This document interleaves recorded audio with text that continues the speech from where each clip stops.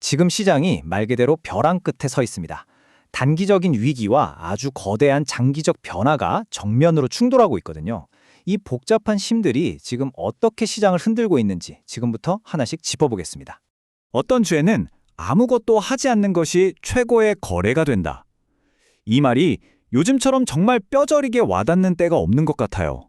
그만큼 시장의 불확실성이 크다는 거고요.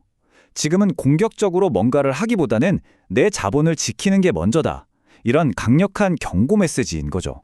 자, 첫 번째로 위기에 처한 시장입니다. 사실 이미 세계 경제가 좀 위태위태했잖아요. 그런데 여기에 엄청난 지정학적 충격이 꽝 하고 터진 겁니다. 이게 그냥 갑자기 툭 튀어나온 게 아니고요. 이미 물밑에서 부글부글 끓고 있던 문제들을 한 번에 터트려버린 그런 기폭제가 된 거죠. 바로 그 기폭제, 주말 사이에 전 세계를 그냥 뒤흔들어 놓은 한 줄짜리 뉴스였습니다. 바로 이란과의 전쟁이죠. 이 소식 하나에 글로벌 금융시장 전체가 그야말로 공포에 떨고 있습니다. 지금 상황이 굉장히 긴박하게 돌아가고 있어요. 미국이랑 이스라엘이 이란을 상대로 대규모 작전에 들어갔고 수도 테헤란 곳곳에서 폭발 소식이 들려오고 있습니다. 근데 문제는 여기서 끝이 아니죠. 이란이 보복에 나서면서 전 세계 원유의 20%가 지나다니는 그 중요한 길목 호르무즈 해협이 직접적인 위협에 처하게 된 겁니다.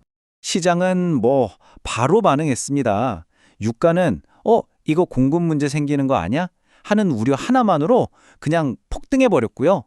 동시에 투자자들은 불안하다 싶으니까 위험 자산은 막 던지고 금이나 미국 국채 같은 안전한 곳으로 돈을 옮기고 있는 그런 상황입니다. 그런데 여러분, 이 전쟁이 문제의 본질은 아니에요. 이건 그냥 이미 약해져 있던 시스템의 고리가 어디인지 보여주는 일종의 스트레스 테스트 같은 거죠. 왜냐하면 이 충격이 오기 한참 전부터 우리가 가장 똑똑한 시장이라고 부르는 채권 시장에서는요. 이미 빨간불이 깜빡이고 있었거든요. 그 경고 신호의 핵심, 바로 신용 스프레드라는 겁니다. 이게 뭐냐면 쉽게 말해서 기업의 위험 가격표 같은 거예요. 이 회사가 망할 수도 있으니까 그 위험을 감수하는 대신 돈을 더 달라고 요구하는 거죠. 그러니까 이 스프레드가 커진다는 건 시장 전체가 점점 위험해지고 있어 라고 느끼고 있다는 뜻입니다. 신용이 먼저 움직이고 주식이 그 뒤를 따른다. 이 말이 정말 중요합니다. 왜 우리가 신용 스프레드를 봐야 하는지 딱 보여주는 말이죠. 생각해보세요. 주식 투자자들은 성장이라는 꿈을 보고 투자하잖아요. 근데 채권 투자자들은 딱 하나만 봅니다. 생존. 그러니까 내 돈을 떼이지 않고 돌려받을 수 있느냐 이거죠. 그래서 이들의 움직임이야말로 경제의 가장 차가운 현실을 보여주는 지표가 되는 겁니다. 그런데 지금 바로 그 지표에서 적색 경보가 울리고 있어요. 비교적 안전하다는 회사채, 그리고 위험한 회사채, 둘 다에서 말이죠. 이게 정말 무서운 게 뭐냐면요. 지난 25년간 시장이 크게 무너질 때마다 거의 예외 없이 이 패턴이 나타났다는 겁니다. 이건 그냥 걱정된다 수준이 아니라 역사적으로 검증된 폭풍전의 고요함 같은 신호일 수 있다는 거죠.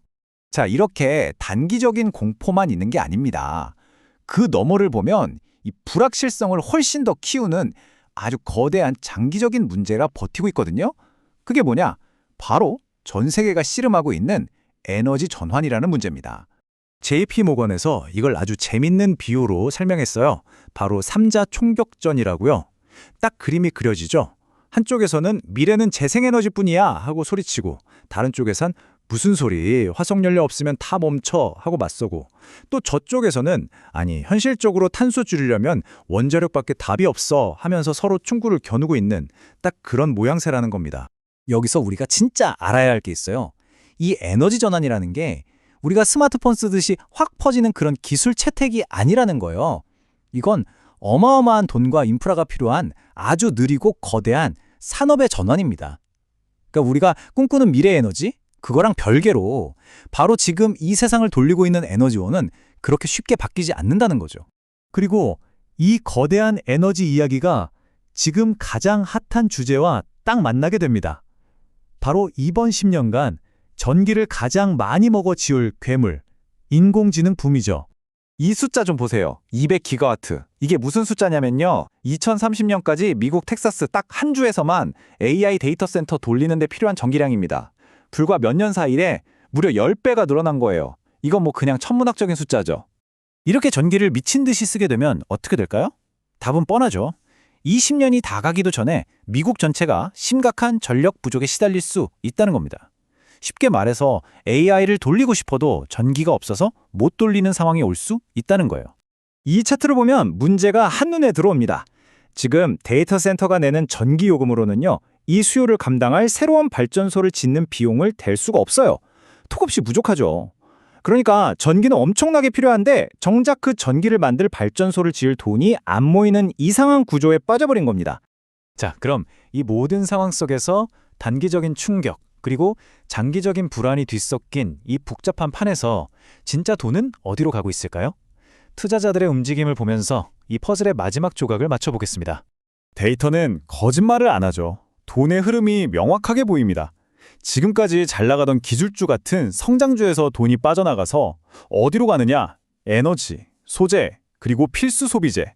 그러니까 경기가 안 좋아져도 우리가 꼭 써야 하는 것들, 그런 안전한 곳으로 돈이 몰리고 있는 거예요. 이건 시장이 이제 경기 안 좋아질 거야 라고 거의 확신하고 있다는 뜻이나 마찬가지입니다. 시야를 좀 더 넓혀보면 더 재미있는 흐름이 보입니다. 돈이 미국 시장을 떠나고 있다는 거예요. 이 차트 한번 보세요. 미국 S&P 500보다 미국을 제외한 다른 선진국이나 신흥시장의 성과가 훨씬 좋죠? 자본이 더 이상 미국에만 머무르지 않고 새로운 기회를 찾아서 전 세계로 뻗어나가고 있다는 신호입니다. 그리고 이렇게 위험을 피해서 도망친 돈들이 마지막으로 도착하는 종착역이 어딜까요? 바로 금과 미국 국채입니다. 금값은 사상 최고치를 향해 달리고 있고 미국 10년물 국채 금리는 4% 밑으로 떨어졌어요. 이게 무슨 뜻이겠어요? 시장이 이제 완전히 공격은 끝, 방어 시작 모드로 돌아섰다는 가장 확실한 증거인 셈이죠. 정리해보면 이렇습니다. 단기적으로는 전쟁이라는 충격이 터졌고 장기적으로는 에너지 전환과 AI라는 거대한 구조적 변화가 동시에 일어나고 있습니다. 자, 그렇다면 지금 우리가 보고 있는 이 혼란은 그냥 시장이 무너지는 걸까요? 아니면 이 모든 새로운 현실에 적응하기 위한 거대한 리셋의 시작일까요? 이 질문을 여러분께 던지면서 오늘 이야기를 마무리하겠습니다.